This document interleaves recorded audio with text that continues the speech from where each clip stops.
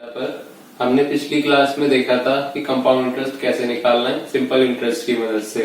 आज हम देखने वाले हैं कि हम फॉर्मूला की मदद से कंपाउंड इंटरेस्ट कैसे निकाल सकते हैं। तो हमारे पास ये फॉर्मूला है a equal to P into 1 plus R upon 100n, जहाँ पे a है हमारा अमाउंट,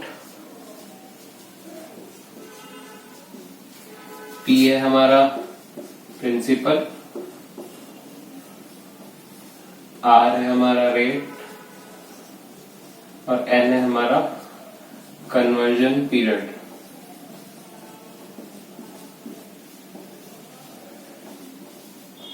जो n है वो यहाँ पे टाइम नहीं है, टाइम होता तो अलग बात होती। यहाँ पे n का मतलब है कन्वर्जन पीरियड। मान लीजिए आपको इंटरेस्ट दिया गया है कि एनुअली कंपाउंडेड है, तो n की वैल्यू हो जाएगी जितने हमारे ईयर्स है।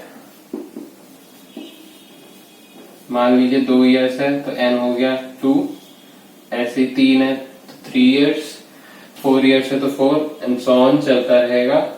और अगर मान लीजिए इंटरेस्ट सेमी एनुअली या क्वार्टरली कंपाउंड हो रहा है तो उसी उसमें n की वैल्यू हमारी आ जाएगी। अगर हाफ ईयरली है तो n हो जाएगा हमारा 2, क्वार्टरली है तो n हो जाएगा 4।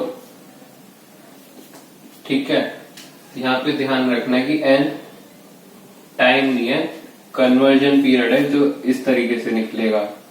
नंबर ऑफ इयर्स अगर दिए हुए हैं तो n की वैल्यू हो जाएगी सीधा सीधा। सेमी एनुअली कंपाउंड हो रहा है तो n की वैल्यू हो जाएगी ट्वाइस, क्वार्टरली कंपाउंड हो रहा है तो n की वैल्यू हो जाएगी 4। ठीक है, हम जनरली इसी फॉर्मूले का यूज करते हैं, ये हमको इजी पड़ता है। अगर आपको सीधा कंपाउंड इंटरेस्ट निकालना है तो आप इस फॉर्मूले को यूज कर सकते हैं। हमें पता है कंपाउंड इंटरेस्ट होता है अमाउंट माइनस प्रिंसिपल। e की वैल्यू यहाँ से रखी हमने, p कॉमन आ गया तो हमारा ये फॉर्मूला बन जाएगा compound interest equal to p into big bracket 1 plus R upon 100n minus 1। p common ले लिया है तो हमारा ये सॉल्व होके ये आ गया। इसमें भी हमारी वैल्यू सेम है, p प्रिंसिपल है, r रेट है, n हमारा कन्वर्जन पीरियड है, जिनकी वैल्यू हम ऑलरेडी बता चुके हैं कैसे लेनी है आपको। हमने पिछली क्लास में देखा था कि हम कंपाउंड इंटरेस्ट सिंपल इंटरेस्ट की मदद से कैलकुलेट कर रहे थे।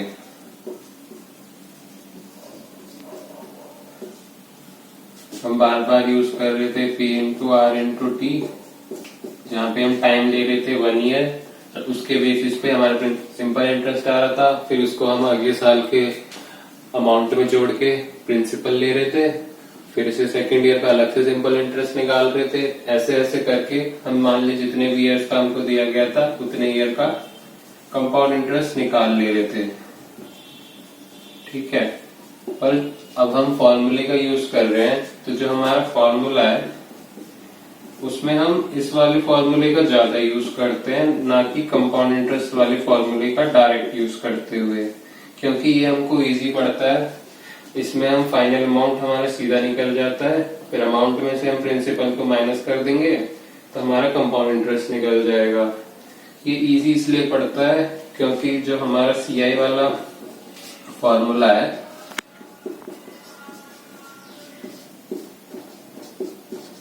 ये वाला फॉर्मूला, इसमें जब n की वैल्यू कुछ ज्यादा ही हो जाती है तो ये थोड़ी इक्वेशन कॉम्प्लिकेट सी हो जाती है, सॉल्व करने में दिक्कत होती है, फिर बच्चे अटक जाते हैं सॉल्व करने में, तो फिर टाइम लग जाता है थोड़ा कंपाउंड इंटरेस्ट कैलकुलेट करने में। आप इस फॉर्मूले का यूज करके जल्दी सॉल्व कर सकते हैं, आंसर वही आएगा, कोई दिक्कत वाली बात नहीं है। ठीक है, तो बेहतर यही रहेगा कि आप इस फॉर्मूले का ज्यादा इस्तेमाल करें और फिर कंपाउंड इंटरेस्ट अमाउंट में से प्रिंसिपल को घटा के इजीली निकाल सकते हैं। अब एक क्वेश्चन देख लेते हैं इसी से रिलेटेड। चलिए देखते हैं क्वेश्चन। इसमें हमको पूछा गया है calculate the compound interest on 7500 rupees in 2 years at 6% per annum और इंटरेस्ट कंपाउंडेड है एनुअली। तो हमको प्रिंसिपल दिया गया है 7500,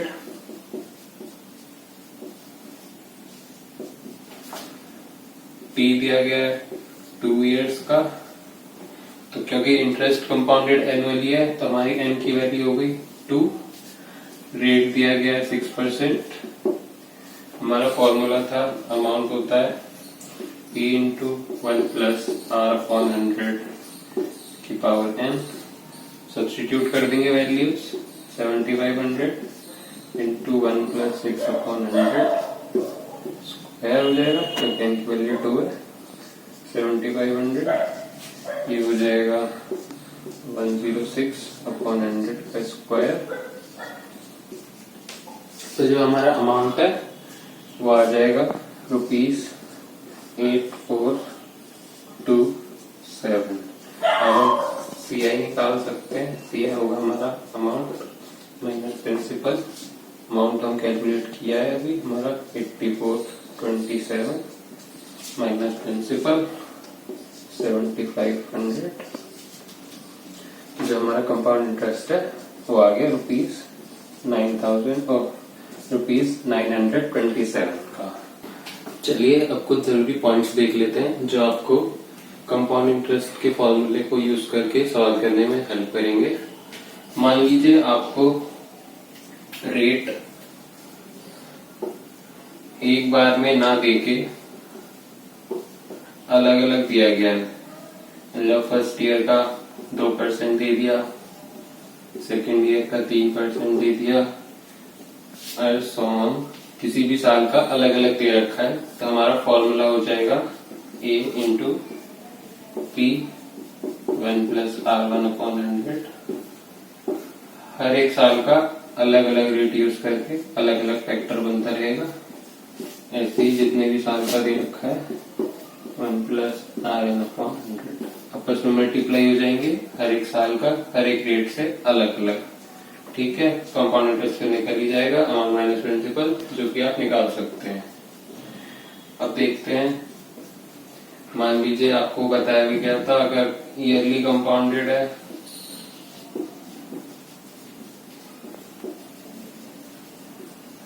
तो n की वैल्यू हमारी नंबर ऑफ ईयर्स हो जाएगी। सेमी ईयरली, सेमी एनुअली या हाफ ईयरली है, n हो जाएगा 2। क्वार्टरली है तो n हो जाएगा 4। ठीक, इससे रिलेटेड एक एग्जांपल देख लेते हैं हम। तो हमको इस क्वेश्चन में दिया गया है कंपाउंड इंटरेस्ट निकालने के लिए प्रिंसिपल दिया गया है 12,000 और सक्सेसिव ईयर्स का रेट दिया गया है। मतलब हर एक साल का अलग अलग रेट दिया गया है। फर्स्ट ईयर का 8%, सेकंड का 10 और थर्ड का 15%। तो हमने अभी फॉर्मूला देखा था, अमाउंट हो जाएगा हमारा P 1 प्लस फर्स्ट ईयर का rate into 1 plus second year का रेट अपॉन 100, 1 प्लस R3/100। ठीक, प्रिंसिपल हमारा आ गया 12,000। फर्स्ट ईयर का रेट 8%, सेकेंड ईयर का 10%, थर्ड ईयर का 15%। ये हो गया 12,000 into 108 into 110 upon 100 into 115 upon 100।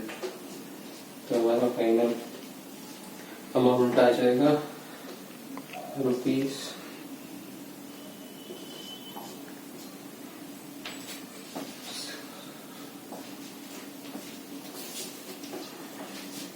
₹16,390.94। इसमें से प्रिंसिपल को घटा के देख लेते हैं। कंपाउंड इंटरेस्ट हो गया अमाउंट माइनस प्रिंसिपल। अमाउंट है हमारा इतना, तो घटा देते हैं ₹16,394.40। 12,000 माइनस ये आ गया होगा 4,000।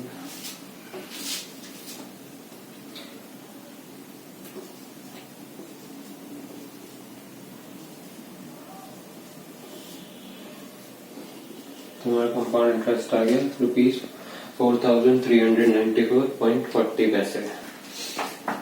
चलिए अब एक क्वेश्चन देखते हैं जिसमें हमको दिया गया है कि इंटरेस्ट कंपाउंडेड हाफ ईयरली है और हमको कंपाउंड इंटरेस्ट पूछ रहा है। यहाँ पे n की वैल्यू हो जाएगी 3, प्रिंसिपल हमको दिया गया है 5000 रुपीज का,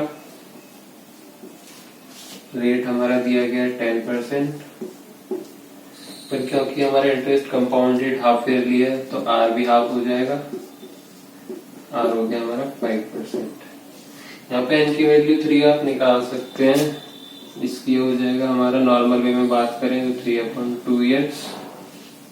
अगर नॉर्मल लेके चलते तो हमारी n की वैल्यू होती है 3/2।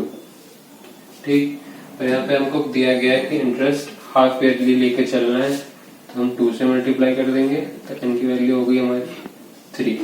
मान लीजिए हमको दिया गया होता कि क्वार्टरली है तो 3/2 में हम 4 से मल्टीप्लाई कर देते और ये हो जाता 6, n की वैल्यू 6 हो जाती अगर हमारा इंटरेस्ट कंपाउंडेड क्वार्टरली होता। ठीक है, हमारी n की वैल्यू आ गई यहाँ से 3 और फॉर्मूले में रखते हैं वैल्यू। हमारा फॉर्मूला था a = p 1 + r/100 की पावर n। p है हमारा 5000, रेट 5/100 की पावर n 3, ये हो जाएगा 5000 इंटू ये हो गया 105 100 पर क्यूब। इसको खोल के मल्टीप्लाई कर देंगे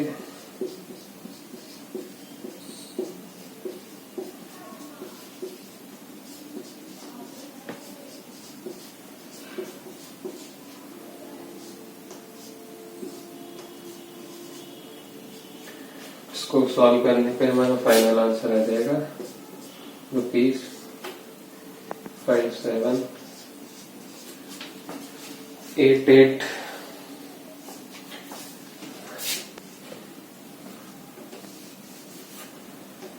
₹5788.112 इसमें से हमारा प्रिंसिपल घटा देंगे हम तो हमारा कंपाउंड इंटरेस्ट हो जाएगा A-P, जो कि है ₹5088.125 पैसे माइनस 5000 रुपीज, ये हो गया हमारा